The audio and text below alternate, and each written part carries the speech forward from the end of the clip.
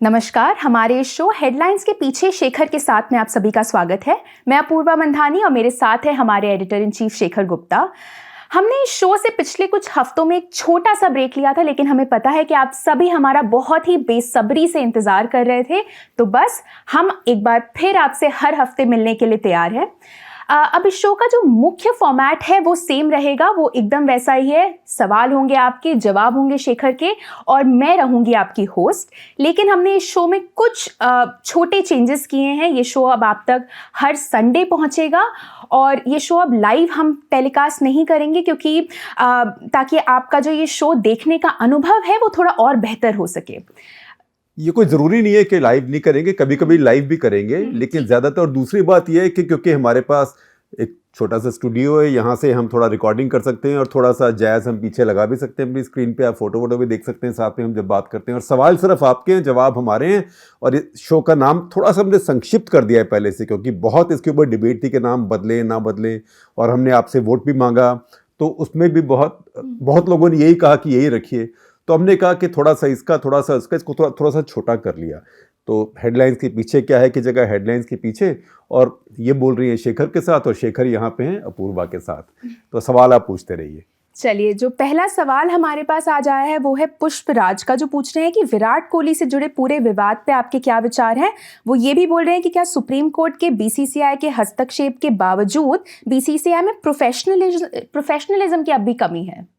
देखिए, पहली बात तो ये कि विराट कोहली के बारे में मेरी क्या राय है, ये मैं अभी आधा लिख के आया हूँ नेशनल इंटरेस्ट इस हफ्ते का, बाकी आधा भी जाके लिखूंगा। तो आप कल को उसको पढ़िएगा, और उसका वीडियो भी मैं वर्जन करूंगा, वो भी आप देखिएगा, पॉडकास्ट वर्जन भी है। लेकिन उसमें लार्जर व्यू यही है कि मैं इस बात से, जो भी सुप्रीम कोर्ट ने किया बीसीसीआई में, उससे बिल्कुल भी सहमत नहीं हूँ। सुप्रीम कोर्ट को इसमें पढ़ना ही नहीं चाहिए था। वो बिना बात उसमें घुसे ओवर एंथू बन के, और अपनी भी ह्यूमिलिएशन कराई और इंडियन क्रिकेट का भी नुकसान किया। अब इतने साल से हम लगे हुए थे क्रिकेटर को लगाएंगे, क्रिकेटर को लगाएंगे, अब लगा दिया ना, जिसको पंजाब में कहते हैं गन्ने चुपो, राइट। सक शुगर केन बैठ के वहाँ पे, क्योंकि आप कुछ कर नहीं सकते। वो क्रिकेटर आपने क्यों लगाया वहाँ पे? आपने इसे लगाया कि जो बिजनेसमैन होता है उसके बड़े कॉन्फ्लिक्ट होते हैं, उसके बिजनेस इंटरेस्ट होते हैं, वो क्रिकेट में उसके क्लैश होता है। अरे, अगर कोई बिजनेसमैन है, 5,000 करोड़ की उसकी इंडस्ट्री है, जो भी है, ठीक है, उसका कोई कॉन्फ्लिक्ट हो सकता है। लेकिन यहाँ तो आपके बोर्ड के प्रेसिडेंट अपने आप क्रिकेट गेमिंग एप्स के कमर्शियल्स में, एड्स में अपीयर हो रहे हैं जब उनकी टीम गेम खेल रही है। ये तो मैं समझता नहीं कि दुनिया में किसी भी बोर्ड का चीफ ऐसे कर रहा होगा। और ये कंटेम्प्रेरी है, कोई सौरव गांगुली, ये नहीं कि सुनील गावस्कर आ गए जो 70 साल के हैं। सौरव गांगुली कंटेम्प्रेरी हैं। कई लोगों को पहले उनके साथ या वो लोग खेल चुके हैं या उनको जान चुके हैं, तो उनमें इतना गैप नहीं है। तो जो लाइक्स, डिसलाइक्स, पसंद नापसंद और ईगो, तुम क्या समझते हो? लेकिन सच्चाई ये है कि अब भारत की क्रिकेट बहुत बदल गई है, और बदली सौरव गांगुली नहीं है। क्योंकि सौरव गांगुली पहले अग्रेसिव बन के आए, दादा कमीज उतारी लॉर्ड्स के अंदर, कौन करता है देसी आदमी वहाँ पे, वो सब किया। लेकिन उस सोने पे सुहागा उसके आगे, जिसको शेर पर सवा शेर, या हिंदी में कहेंगे गुरु गुड़ी रहे चेला चीनी हो गया जैसे कहते हैं, तो विराट कोहली आ गया। तो एक ने तो सिर्फ कमीज उतारी थी, विराट कोहली का क्या भरोसा है? अब बहुत लोग जो ओल्ड फैशन्ड है, क्लासिसिस्ट है, वो इस बात को पसंद नहीं करते हैं, कहते हैं बहुत ज़्यादा बोरिश है, अग्रेसिव है। लेकिन सच्चाई ये है कि भारत की क्रिकेट, खास करके टेस्ट क्रिकेट में, इससे अच्छी स्थिति में कभी नहीं रही है। पिछले 3-4 साल में, 2-3 साल में ही भारत ने 2 सीरीज ऑस्ट्रेलिया को ऑस्ट्रेलिया में हराई है। भारत में हराना तो आसान, भारत में तो सबको ही हरा देते हैं हम हर बार। और एक किसको 1-0 नहीं हराते हैं आजकल, 4 मैच की सीरीज होती है तो 3-0, 3-1, 4-0, इस तरीके से हराते हैं। ऑस्ट्रेलिया में एक के बाद एक लगातार कंसेक्यूटिवली 2 सीरीज भारत जीत के आया है, ये कोई छोटी बात नहीं है। और इंग्लैंड में भी सीरीज जीत के आया है। अब एक जिसको कहते हैं लास्ट फ्रंटियर जो बचा है, आखिरी मोर्चा, भारत कभी दक्षिण अफ्रीका में सीरीज नहीं जीता। मैंने खुद भी देखा है भारत को एक सीरीज हारते हुए वहां पे। सन 1992 में जब पहली सीरीज हुई थी, तो मैं उसको इंडिया टुडे के लिए कवर करने गया था। उस टाइम साउथ अफ्रीका में अपार्थाइड भी, रंगभेद की नीति भी हट रही थी, तो उसके ऊपर भी मैं कुछ पॉलिटिकल डायरीज वगैरह लिखने के लिए गया था। तो मैंने देखा था पोर्ट एलिजाबेथ में भारत को एक मैच हारते हुए, और उसके बाद भारत सीरीज हार गया था। तो अब भारत के लिए मौका है, क्योंकि साउथ अफ्रीका की अपनी क्रिकेट में इस समय बहुत क्राइसिस है। उनका रेस का क्राइसिस है, उनके यहाँ टैलेंट का क्राइसिस है, काफ़ी टैलेंट उनका छोड़ गया है, कोई इंग्लैंड के लिए खेल रहा है, कोई न्यूजीलैंड के लिए खेल रहा है, इधर उधर खेल रहे हैं लोग, खास करके जो सफ़ेद रंग के लोग हैं वो जा रहे हैं। तो उस सारी स्थिति में एक मौका था कि भारत की क्रिकेट एक फाइनल बॉक्स को चेक कर सकती। लेकिन देखिए हमारे यहाँ क्या है कि सबको आदत है, हमारे देश की एक फेवरेट आदत है कि जब आपकी गाड़ी ठीक से चल रही हो तो उसका एक पहिए को पंक्चर करो, फिर देखते हैं कि वो लंगड़ी चल सकती है कि नहीं। या आपकी नाव जा रही है साउथ अफ्रीका, तो जाते जाते एक छेद कर दो, फिर देखते हैं कि छेद के बावजूद वहाँ पहुँच सकती है कि नहीं। तो ये वही हुआ है। और ये जो सुप्रीम कोर्ट ने किया, उसके सुप्रीम कोर्ट की तो छिछालेदर हो रही है, क्योंकि उन्होंने कहा था सिर्फ इतने साल के लिए होगा, वो लोग चले भी जा रहे हैं अभी वहाँ पे। और सच्ची बात यह है कि सौरव गांगुली का मुझे ये भी नहीं लगता कि बोर्ड में बहुत ज़्यादा उनकी चलती है। तो ये सच सब चीज़ का मजाक हो गया है। ये बीसीसीआई या कोई भी स्पोर्ट्स का जो एसोसिएशन है, ये आम तौर पर खिलाड़ियों के नीचे नहीं चल सकता है। आप देखिए भारत का जो एथलेटिक फेडरेशन है वो एक खिलाड़ी के नीचे है। आदिल सुमारीवाला एक ज़माने में भारत के टॉप स्प्रिंटर थे वो, हालांकि भारत स्प्रिंट में कोई इतनी बड़ी चीज़ नहीं था पहले, लेकिन टॉप स्प्रिंटर थे। लेकिन आप इंडिया के एथलेटिक रिकॉर्ड देखिए, बिल्कुल ही शर्मनाक हैं। और वहाँ आप देखिए जैसे बॉक्सिंग है, कुश्ती है, जहाँ भारत के मेडल आ जाते हैं, वहाँ तो कोई प्लेयर नहीं चला रहे हैं। बैडमिंटन है, वहाँ तो कोई प्लेयर नहीं चला रहे हैं। तो ये अब शूटिंग है, आप कोई सोचे कि अभिनव बिंद्रा को गोल्ड मेडल मिल गया इसलिए कि कोई बहुत ज़बरदस्त पुराना शूटर वहाँ पे इतना बढ़िया एसोसिएशन चला रहा था, वो उनकी अपनी मेहनत से मिला, जैसे कि अभी नीरज चोपड़ा को मिला है। तो ये कहना कि जी हम एक प्लेयर को लगा देंगे, और फिर ईगो होती है। सौरव गांगुली, अब सौरव गांगुली हैं, उनके आगे विराट कोहली, तो अब देखिए किसी भी टेंट में इतनी जगह नहीं है। ऐसे कहते हैं ना कि एलिफेंट इन द रूम या elephant in the tent, don't invite the elephant in the tent. तो इस टेंट में दो एलिफेंट कहाँ से आ सकते हैं, दो हाथी कहाँ से आ सकते हैं? ये तो दो सुपर ईगोज का क्लैश है।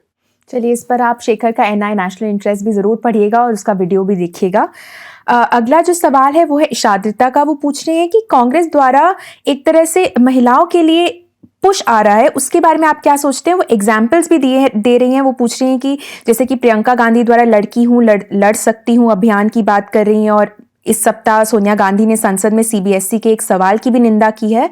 तो क्या आपको लगता है कि 2024 में बीजेपी से महिलाओं का वोट छीनने के लिए उनकी तरफ से एक ठोस प्रयास है? क्योंकि वो बोल रही है कि 2014 और 19 के आंकड़ों से पता चलता है कि महिलाओं की तुलना में ज्यादा पुरुषों ने भाजपा या मोदी को वोट दिया। देखिए अब कम से कम ये तो बात है कि कांग्रेस पार्टी ने एक तो मोहरा आगे चला, अभी तक तो कुछ भी कर नहीं रहे थे। लेकिन ये सोचना कि इससे कोई बहुत बदल जाएगा, अभी बहुत जल्दी कहने के लिए। हाँ, ये बात ज़रूर ठीक है कि जो महिलाओं का वोट है अब वो बहुत ज़रूरी हो गया है, क्योंकि महिलाएं अब करीब करीब इतनी संख्या में ही आके वोट देती हैं जितने कि पुरुष देते हैं। पहले बहुत कम होती थी, और महिलाओं का जो नंबर है वोट देने में बढ़ रहा है। और वो भी ज़माना चला गया जो महिलाएं वहीं वोट देती थी जहाँ उनके पति बोलते थे उनको।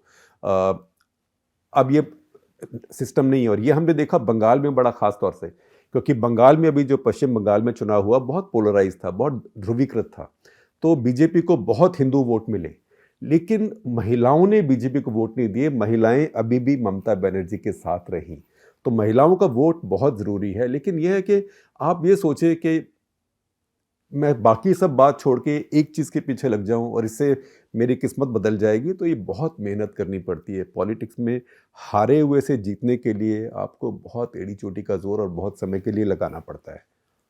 अगला सवाल आ रहा है कमला की तरफ से। वो पूछ रहे हैं कि अब कर्नाटक में कांग्रेस विधायक द्वारा की गई बलात्कार पर जो टिप्पणी है उसके बारे में आपका क्या कहना है? वो कह रही हैं कि इस मुद्दे को स्मृति ईरानी ने संसद में उठाया और सपा से जया बच्चन ने भी इसकी निंदा की। तो क्या ये कांग्रेस के प्रयासों को एक तरह से पटरी से उतार देगा? देखिए, ये आपको एक यथार्थ दिखाता है। यथार्थ है कि हमारे यहाँ बहुत भाषा और बहुत लोग ऐसी बातें बिल्कुल कैजुअल तरीके से बोल देते हैं और उनको अकल ही नहीं है, बेवकूफ़ हैं। अकल ही नहीं है कि इसकी इम्प्लीकेशन क्या है। और मैं आपको एक सच्ची घटना बताता हूँ। और अभी क्रिकेट की बात हो रही है, तो क्रिकेट से संबंधित ही एक तरीके से घटना है। ये सीबीआई का जब एनुअल डे होता है तो तब वहाँ पे वो 2-3 दिन के कुछ कॉन्फ्रेंस करते हैं। तो उस साल उन्होंने एक सेशन किया था करप्शन इन स्पोर्ट, वो खास करके तो क्रिकेट में ही होता है। तो उसमें जो आईसीसी के जो एंटी करप्शन बॉडी के चीफ थे उनको बुलाया हुआ था।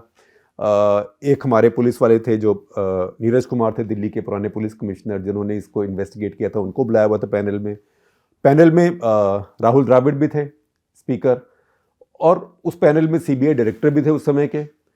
तो किसी ने ऑडियंस से सवाल पूछा कि जी आप ये नहीं सोचते कि अगर क्रिकेट में बैटिंग जो होती रहती है तो इससे अच्छा इसको लीगली कर दो, इलीगल क्यों करो, आप क्या सोचते हैं?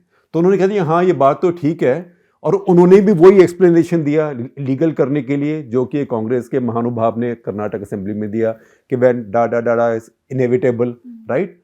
तो जब उन्होंने कहा तो मैंने उनको साइड से नज भी किया, मैंने कहा आप क्या कर रहे हैं, और मैंने कहा नहीं ऐसे नहीं, उसको थोड़ा सा पेपर ओवर किया।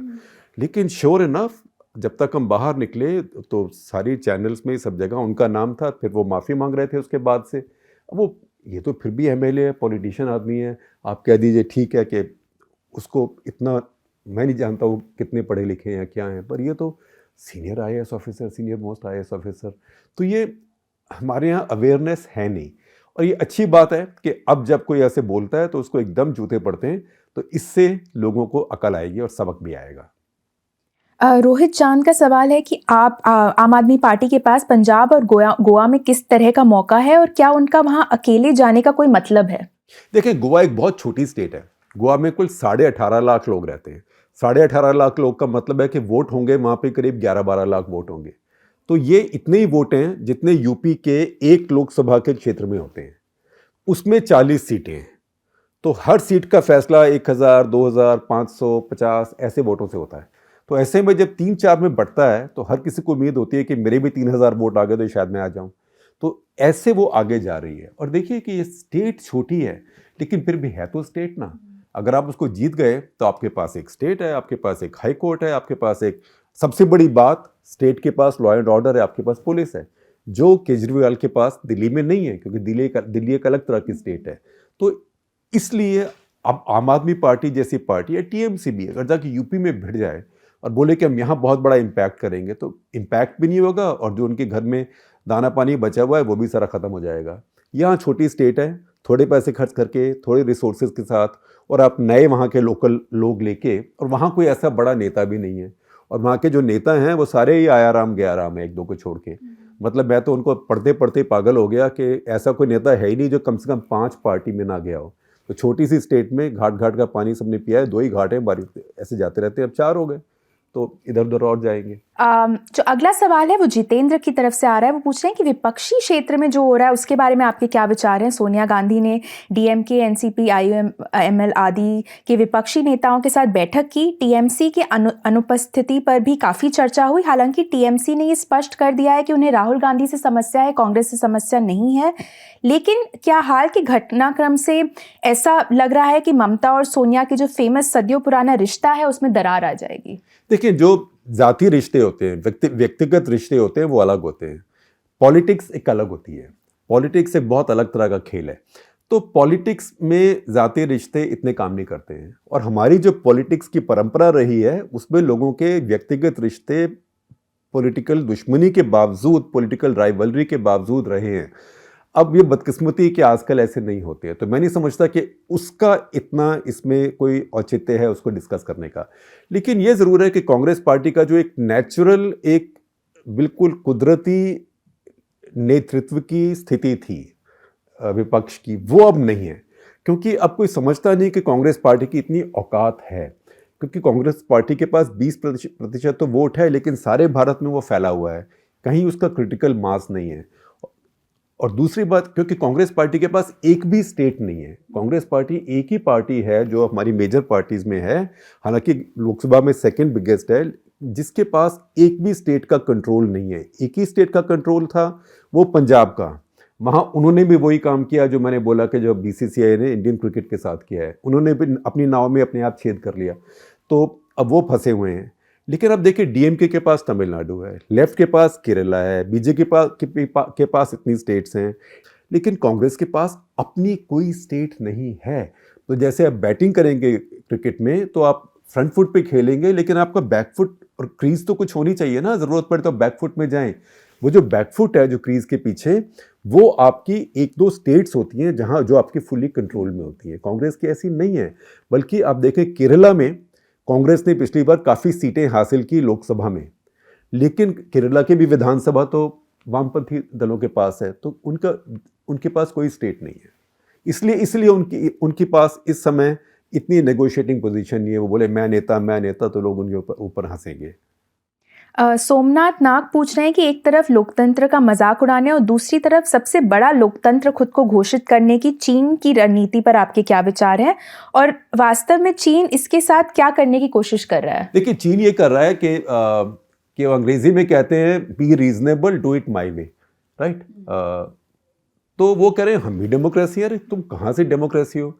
एक पार्टी है, पार्टी की ना सिर्फ सरकार है पर पार्टी का देश है। उनकी जो आर्मी है वो भी पार्टी की आर्मी है। पार्टी का जो पार्टी का कंट्रोल आर्मी के ऊपर भी है। तो ये जैसे हम पाकिस्तान के लिए कहते हैं कि हर देश की तो अपनी आर्मी होती है और पाकिस्तान में आर्मी का देश है, तो पाकिस्तान में तो आर्मी का देश है, चीन में पार्टी की आर्मी और पार्टी का ही देश है। तो इसको अगर आप लोकतंत्र कहते हैं तो भैया अपने देश में रखो, और आपके साथ आपके एक दो अनुयायी हैं उत्तर कोरिया जैसे, उसके आगे वो चलेगा नहीं। पर वो इसलिए कहते हैं क्योंकि उनको इस समय पश्चिमी देशों से बहुत खिंचातानी हो रही है, क्योंकि पश्चिमी देश कह रहे हैं कि हम एक डेमोक्रेसी का, हम एक लोकतांत्रिक देशों का एक अलायंस बना रहे हैं। वो एक तरह से मॉरल अथॉरिटी के लिए, जो बाइडेन ने अभी कॉन्फ्रेंस करी, तो उसके खिलाफ, क्योंकि चीन इस समय इस सब को नए शीत युद्ध के नज़र से देख रहा है कि ये अमेरिका एक तरफ है और अमेरिका अपना गुट बना रहा है और हम अपना गुट बना रहे हैं चीन में। हेमंत गुरम पूछ रहे हैं कि अब शादी के लिए लड़कियों की मिनिमम जो एज है उसको 18 से बढ़ाकर 21 करने के प्रस्ताव पर आपका क्या कहना है? देखिए, इसके पीछे जो तात्पर्य है वो अच्छा है, या जिसके ऑब्जेक्टिव है वो अच्छा है। ऑब्जेक्टिव ये है कि हमारे यहाँ बहुत ज़्यादा माल नरिशमेंट है, बहुत बच्चे हमारे माल नरिश पैदा हो रहे हैं। और आप देखिए, मैं भी कई बार अपना कर्तव्य लेटर में भी बोल चुका हूँ, नेशनल फैमिली हेल्थ सर्वे के 2 आए हैं, NFHS 4 और 5, और उसके अलावा ग्लोबल पॉवर्टी सर्वेस भी, और ग्लोबल हंगर इंडेक्स इसे कहते हैं। वो हंगर नहीं है, वो एक तरह से पौष्टिकता का ही है, न्यूट्रिशन का है। वो सब दिखाती है कि हमारे देश में बच्चों की बहुत ज़्यादा स्टंटिंग और बहुत ज़्यादा वेस्टिंग है। उसका मतलब है कि बहुत बच्चे जितने लंबे होने चाहिए 5 साल की उम्र तक उतने लंबे नहीं हैं, और जितना उनका वजन होना चाहिए वो भी नहीं है। तो फिर वही कहानी होती है, जिस देश का बचपन भूखा है फिर उसकी जवानी क्या होगी। तो उसका एक कारण ये है कि बच्चे बहुत जल्दी, हमारी महिलाएं बहुत जल्दी माँ बन रही हैं।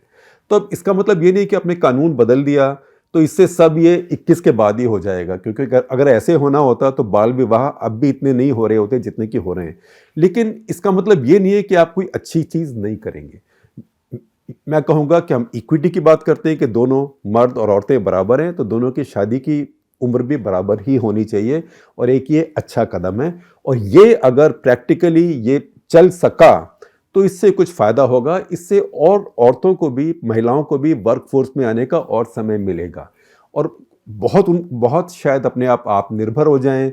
उनको पति के ऊपर या किसी और के ऊपर, परिवार के ऊपर या पिता के ऊपर इतना निर्भर ना रहना पड़े।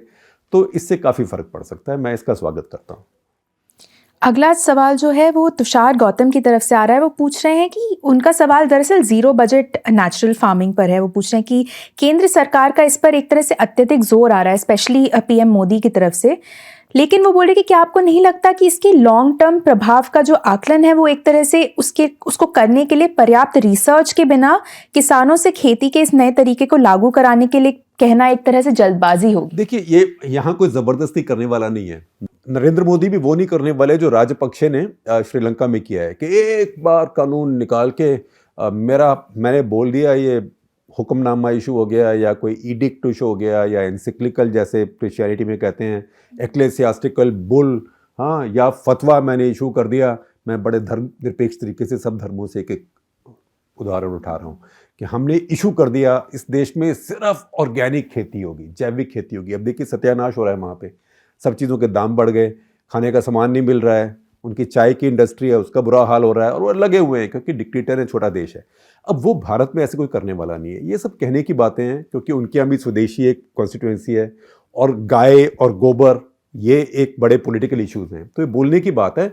मैं ये नहीं कहता कि जैविक खेती गलत है, जैविक खेती होनी चाहिए, लेकिन उसकी भी जगह है और जो आधुनिक खेती है, जो आधुनिक खादों के साथ या कीटनाशकों के साथ, उसकी भी अपनी जगह है। आप सिर्फ जैविक खेती के साथ इतना अनाज और इतना खाद्य पदार्थ पैदा नहीं कर सकते हैं। तो आप जैविक करेंगे, जो उसके लिए ज़्यादा पैसा देना चाहता है वो ज़्यादा पैसा देगा। हम भी कहीं से दूध लेते हैं, वो कहते हैं हम ऑर्गेनिक गाय को खिलाते हैं, तो उसका डबल दाम होता है। तो अगर आपको डबल दाम देना है तो आप वो भी ले सकते हैं। तो मैं ये नहीं कहता कि ऑर्गेनिक पे बैन नहीं होना चाहिए, इसी तरह से ऑर्गेनिक के लिए कोई कंपल्शन नहीं होनी चाहिए। मार्केट प्लेस है, बाजार है, किसान अपने आप फैसला करेगा। अगला सवाल जो है वो कोविड से जुड़ा हुआ है। राज पूछ रहे हैं कि क्या सरकार ओमिक्रॉन को हल्के में ले रही है या फिर सरकार को ये देखने के लिए रुकना चाहिए कि आखिर बूस्टर काम करता है कि नहीं। देखिए, सारी दुनिया इस टाइम जोर लगा रही है कि जल्दी से बूस्टर लगा लो, तो ये हम दूसरी डायरेक्शन में जा रहे हैं। और यही हमने पिछले साल जनवरी से मार्च तक किया था, जब सारी दुनिया को चिंता हो रही थी और हम लोग अपनी जीत, हम टार्जन, हमने हरा दिया इसको। हमारे तो प्रधानमंत्री ने वर्ल्ड इकोनॉमिक फोरम में कह दिया था कि भारत ने ना सिर्फ इसको हरा दिया है, अब भारत सारी दुनिया की हेल्प करेगी अपने टीकों से इसको हराने में। और फिर क्या हुआ, एक कमबख्त आ गया, क्योंकि ये वायरस तो इंतजार करता है कि आप कब सोए, जिस टाइम आपकी आंख लगी उस टाइम ही आके आपको ठोकेगा। तो अभी मुझे लगता है कि फिर से वही हो रहा है कि सारी दुनिया तो कह रही है बूस्टर लगाओ, बूस्टर लगाओ। आज बोरिस जॉनसन ने कहा है कि भाई इसको ये मत सोचो कि ये कोई हल्का वायरस है, ये सोचने का समय नहीं है, जल्दी से बूस्टर लगवा लो।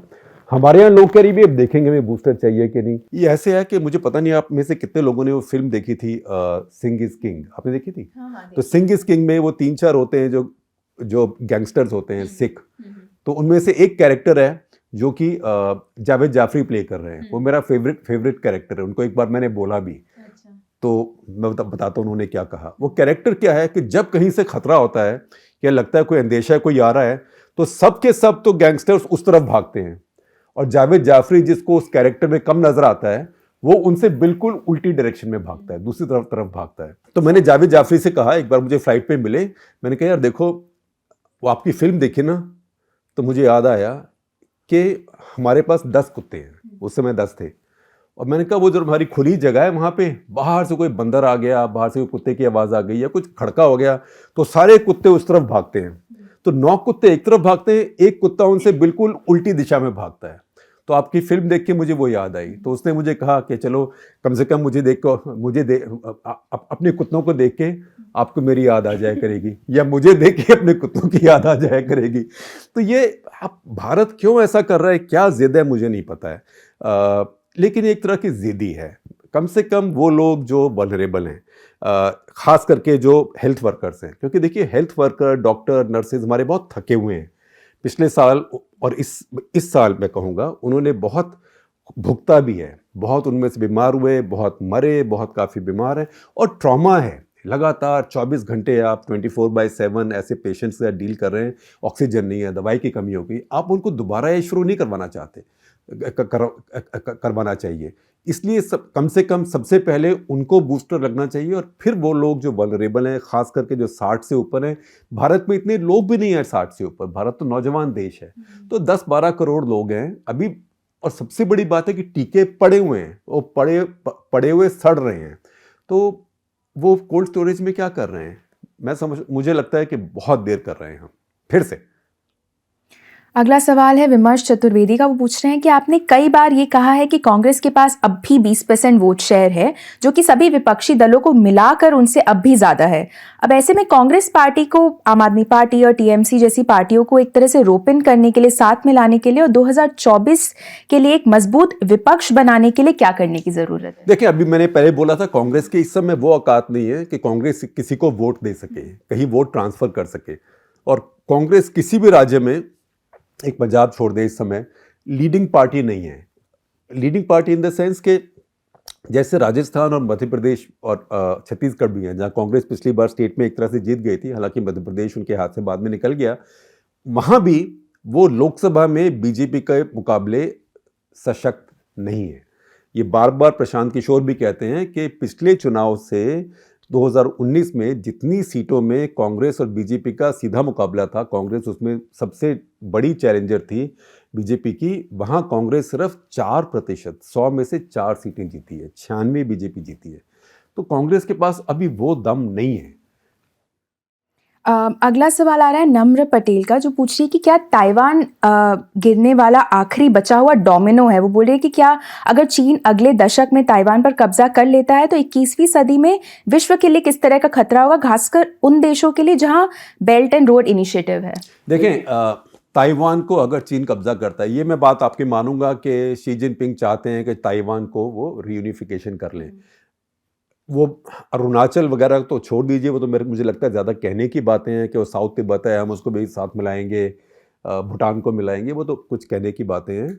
और लेकिन ताइवान बहुत छोटा है चीन के मुकाबले, और ताइवान उन्हीं के देश का एक तरह से हिस्सा है, टूट के गया है। दूसरी बात ये है कि जो ताइवान का जो प्रिटेंस है, हालांकि ताइवानीज आजकल वो बात कहते नहीं है, जो ताइवान की सरकार थी वो नेशनलिस्ट गवर्नमेंट थी, तो उनका ये कहना था कि असली चीन तो हम हैं, तो अगर मर्जर होना है तो हमारे अंदर चीन मर्जर हो तो हम चीन बन जाएंगे असली।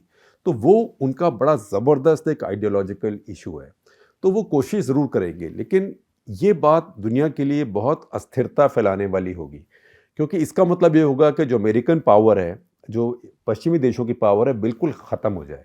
तो जब तक वो पावर ख़त्म नहीं होती तब तक ये नहीं होगा।